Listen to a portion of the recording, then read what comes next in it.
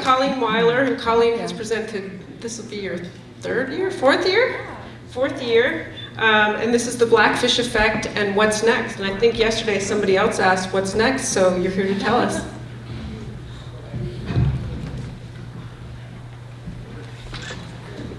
I don't know if I'm going to tell you or we'll just talk about it and have a conversation.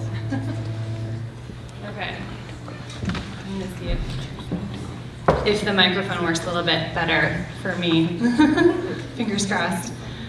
So yeah, as Kim mentioned, this is my 4th year attending and presenting at Superpod. I started coming up just after I started working for whale and dolphin conservation as the Jessica Ricos Fellow for Orca Conservation. So my job is mostly focused on wild orcas, and this was the perfect venue to come up and get to see them in the wild and to join all the wonderful people who are part of this very unique and amazing community.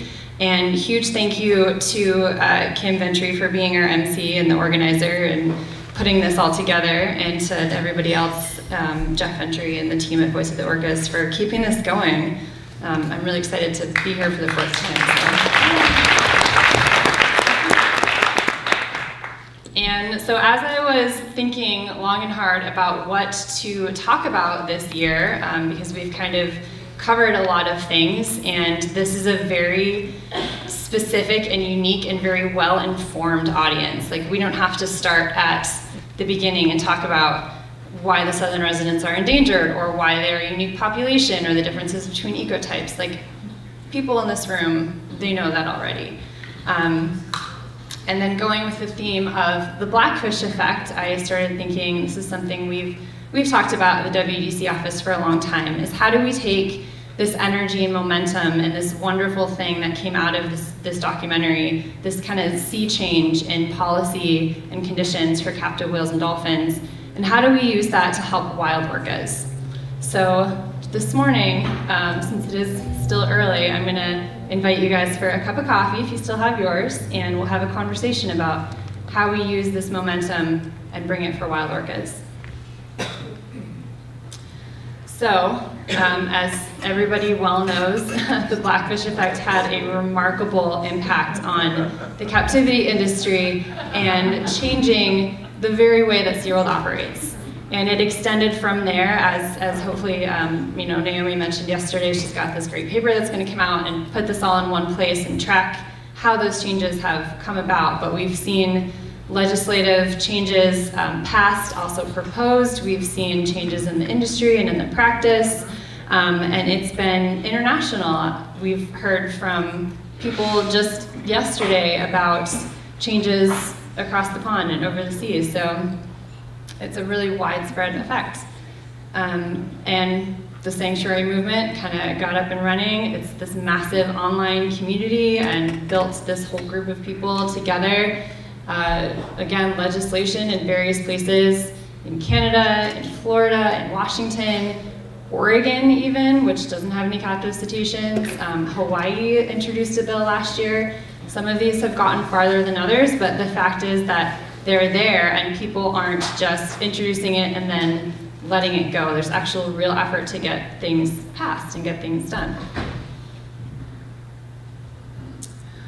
And we can talk about why the Blackfish Effect happened. I think there's been a lot of articles and conversation and debate about what was it in the cultural mindset and in our general zeitgeist that made this happen at just the right period of time. The documentary came out.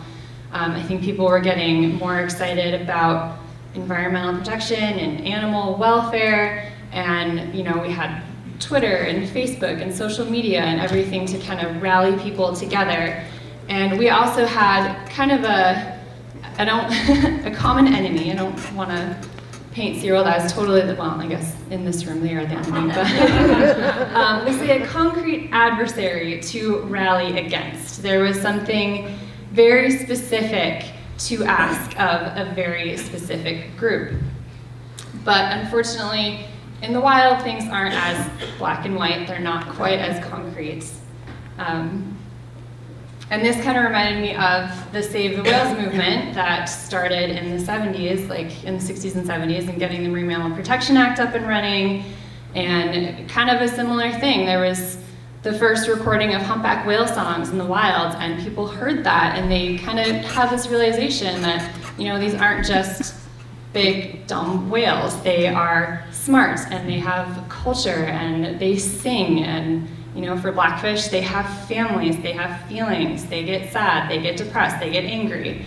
And that started a whole movement back in the day. That is unfortunately an issue that we still are dealing with in some parts of the world, but for the most part, you know, that had a huge change on the whaling industry and the way that people view that. It had policy changes, it had legislative changes, and just this whole shift in our global community. But there are still some species that this hasn't happened for yet. We still have belugas, we still have captive dolphins, we still have swim-with programs.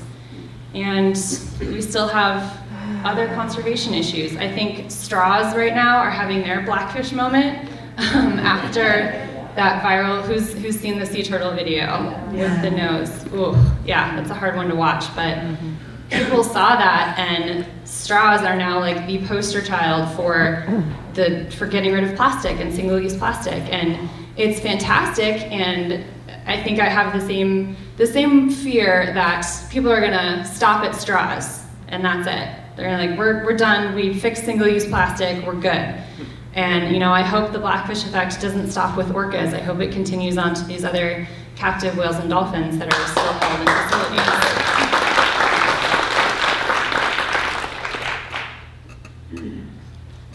So, aside from those other captive whales and dolphins, because those are important as well, how do we take this momentum and apply it for conservation in the wild? Again, these problems are not as black and white as captivity. They are more complex. There's more things to fight against. There's more impacts. We have declining salmon. We have global warming. We have forage fish, as we heard yesterday. Love forage fish. And we have a population of endangered orcas that are facing numerous complex issues that don't have a single and simple answer. Okay. So the prey issue, we have salmon declining, but they're declining in different rivers for different reasons. We have dams, yes, those do need to come down, but in the Fraser River, as we heard yesterday morning, the Fraser River main stem is actually not dammed. There's no dams there that we can rally against. There are other fish barriers. There's levees that block estuary habitat. There's agriculture causing pollution. There's sewage outflow. In the Klamath, we have really bad water quality that impacts salmon. So there's a whole bunch of different problems. It's a lot harder to, you know, narrow that down and pin that down into one concrete message that you can get people excited and invested in. And I struggle with understanding all the various issues that impact salmon and then trying to explain that and get people rallied up about it. It's very difficult. And again, this is a conversation, so if anybody has an idea, like how do we get people rallied up, what's our key phrase, what's our hashtag, shout it out, let me know. We'll talk about it. And on that same note, you know, salmon and rivers provide a resource. Some dams do provide electricity, they're not inherently bad. Fish are a food resource. People rely on it for protein. The tribes rely on it as a cultural resource and a historic fishing right. So, you know, how do you can't paint these as an adversary. We can't, it's harder to make that an enemy. Toxics and pollution. We have microfibers entering the water streams and impacting forage fish and salmon. We have sewage outflow, we have pesticides, we have agricultural development, but everybody eats, everybody flushes the toilet, everybody does laundry. I just noticed in a personal story when I was trying to de-plastic my bathroom, my shower loofah, that's just something I had totally overlooked, that's made of plastic. I was like, I'm trying to, you know, get rid of microbeads and plastic bottles in my bathroom, and here I am washing myself with a literal ball of plastic. So, what's the answer to that? I switched over to natural sponges, but is that any better? I don't know. Shipping. You know, the southern residents are impacted by vessel noise, increasing levels of anthropogenic noise, harassment, oil spills. We have the huge potential for Kinder Morgan to build a tanker line that would increase traffic through this area by 700 times. We're going to increase the number of ships coming through critical habitat for orcas. We have Exxon Valdez, Deepwater Horizon. But we drive cars, we fly planes, we take ferries. That's what brought us all here together today. We rely on our overnight shipping from Amazon to bring us books that we can read about orcas. We have cell phones that are made of plastic and rare metals, and were probably made in China and shipped on one of these giant container ships because 90% of world trade moves on ships. But these same phones allow us to tweet and to post on Facebook and send emails and get momentum going. So they're not inherently bad, and you can't tell everybody you need to get rid of your cell phone because it's made of plastic and rare metals and used fossil fuels to be created and shipped, because there is some good in it. And one specific example I'll talk about today, because I got a bunch of emails and phone calls yesterday on this issue. And for people who've been to Superpod before and seen Megan's talks on the Navy issue, we need a strong national military. We need to defend our country, but sonar hurts whales.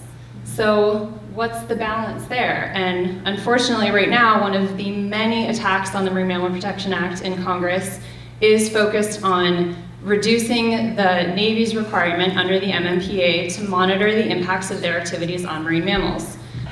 Right now, they are trying to attach a rider on the National Defense Authorization Act, the NDAA, which is usually a must-pass bill in Congress, to make it so they only have to, currently they have to review their impacts on marine mammals every 5 years. They are trying to extend that to 10 years or longer, and not review and update their practices on that shorter time cycle. So the Navy has never had a permit denied for their training and testing activities. There's really no reason that they need to extend the time period. They just have to make that review every 5 years to make sure that they are not severely harming whales and dolphins, including the southern resident orcas. Their northwest training and testing range overlaps almost entirely with the whole range of the southern resident orcas, down off the coast in Puget Sound. And as we know, with this very small and vulnerable population, circumstances can change very quickly. We had, almost 10 more orcas. It was 10 more orcas 3 years ago. We're down to 75.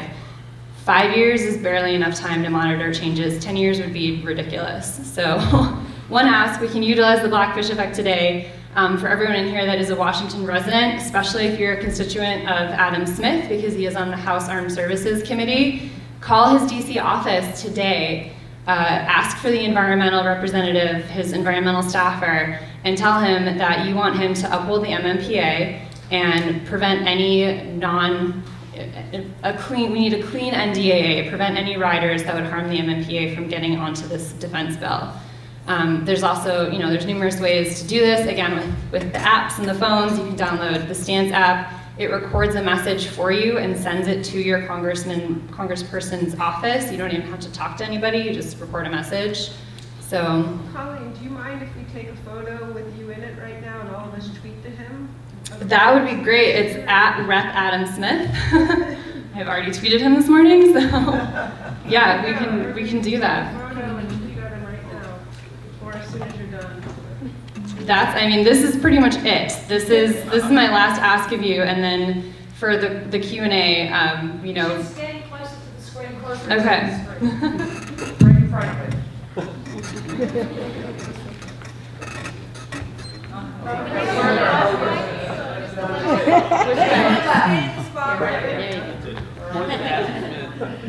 Yeah, point to his name.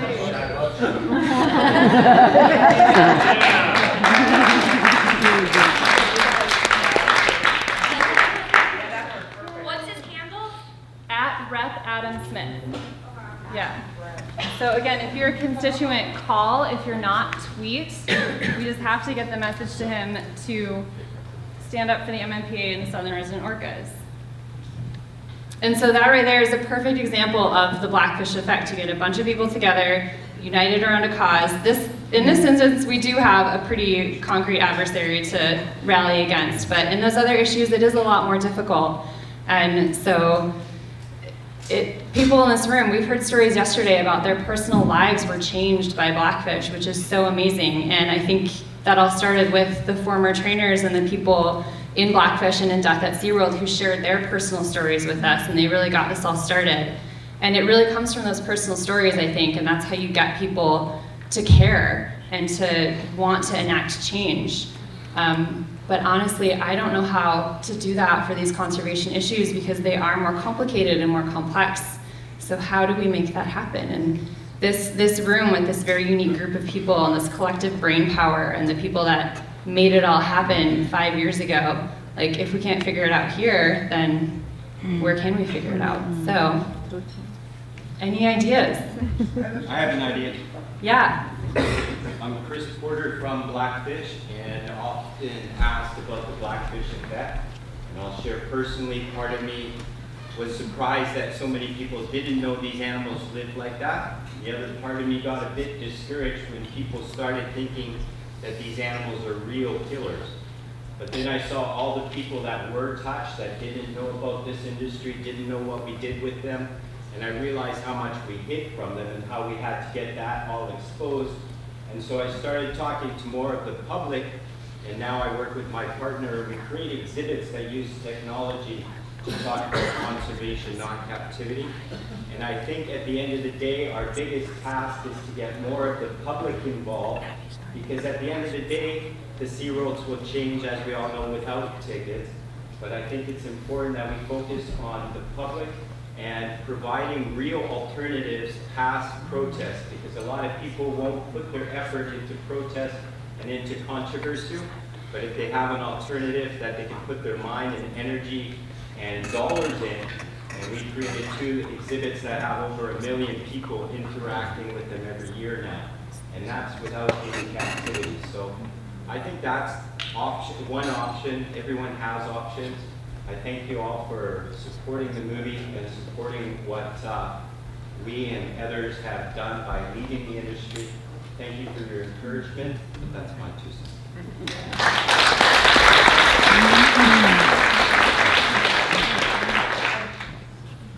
We'll go right there and then over to there. One of the things that I've noticed being involved with various social justice movements, animal rights and other things, is that there's an awful lot of good work being done, but it's very fractured almost all the time.